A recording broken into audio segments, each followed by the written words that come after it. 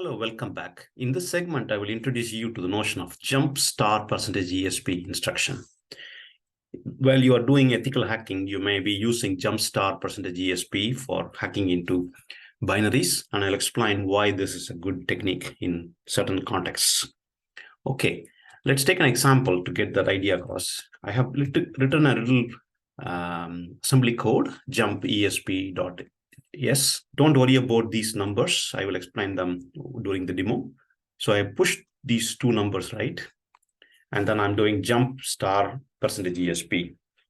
Let's understand why jump star ESP will activate some code and run some code through the demo. So here is your jump star ESP. What is the meaning of push? Push means some data ESP will be reduced by 4 bytes, and then data will be placed there, right? In this case, 80CD DB31 will be placed on top, and then 01 B0 C031 will be placed.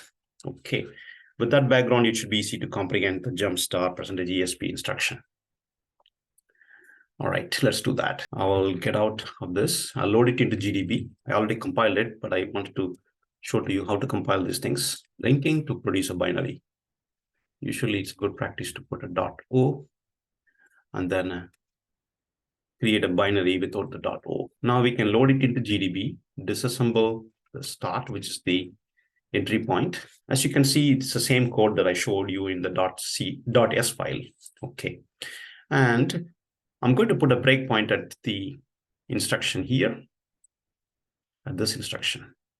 Okay. All right. So I'll put a breakpoint at this instruction. And then I will just, okay, now the breakpoint is set. We will run it. So let's look at what is there on top of the stack. Just 8 bytes. You will see 31Z0, B0, and so forth, which is nothing but the reverse of whatever I pushed, right? The latest push is this one, right? And it has 31Z0, B0, 01. That's exactly what you see here. And then 31 DB, CD, 80. Remember, stack grows from high memory to low memory, and that is the reason why the data is reverse order. Okay, whenever you push an integer, the least significant byte gets the lowest address, and the lowest address is, for example, the one that is ending at A8 is 31, and then A9, right? And so on, right? That's basically what you're seeing. Okay, with that, we should be able to comprehend now the jump star ESP. Let me put a breakpoint at this location where the stack is pointing to and continue. Now that breakpoint is hit. Now I'll show you what are the instructions. Let's say I'm just picking number 4 as arbitrary number, 4 instructions at this particular address. What you see here is XOR, move, XOR, int. These are the 4 instructions actually that make up all of these 8 bytes. I will explain how I got these 8 bytes, right? In the code, you see here 2 magic numbers. These magic numbers are coming from the machine code corresponding to these XOR, move, XOR, int. Okay. Now you see here the breakpoint is pointing to the XOR EAX, which means EAX will be 0. And then the next instruction moves EAX to 1. And then the next instruction sets the EBX to 0.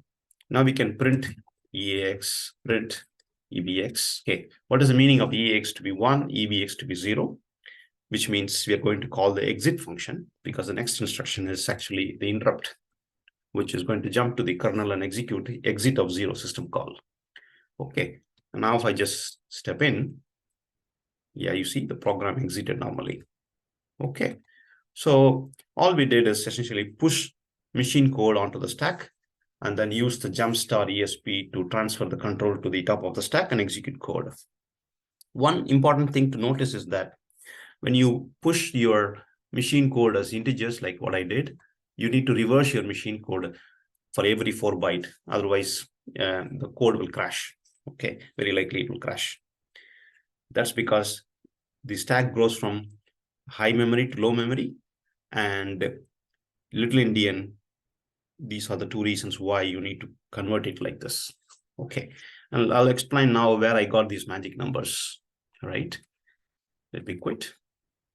I'll show you my exit with no null .s code. I wrote this code myself, right? XR out EAX, move 1 to AL, XR EBX in the interrupt.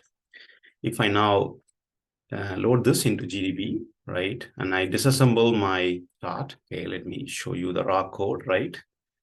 31 Z0 B0 01 31 DB CD80, these 8 bytes that you're seeing here, right? I took all of these 8 bytes, I pushed 4 at a time. So this is the first 4 and this is the second 4, but I push it in the opposite direction because stack grows from high memory to low memory. So on top of the stack, we want the first instruction to be executed, right? Which is 31 C0 B0 01. And the next instruction is, the next set of instructions is 31 dB CD80. So I push 31 dB CD80 first in the reverse order. That will be on top of the stack. And then 31 Z0 B0 01 in the reverse order. That will be at the top of the stack after the second push instruction. Okay, there are 2 push instructions in our original code. So I push this first and then this.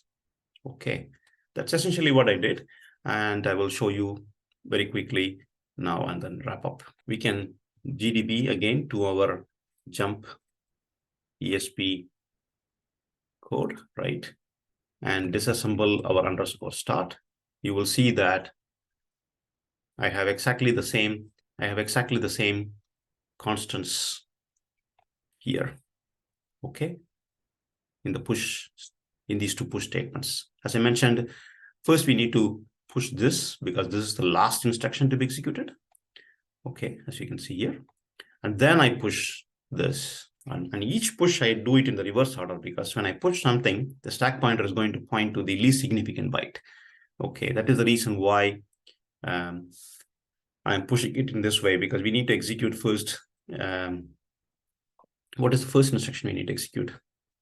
We need to execute 31 C0, right? As you can see, 31 C0, and then B0 01.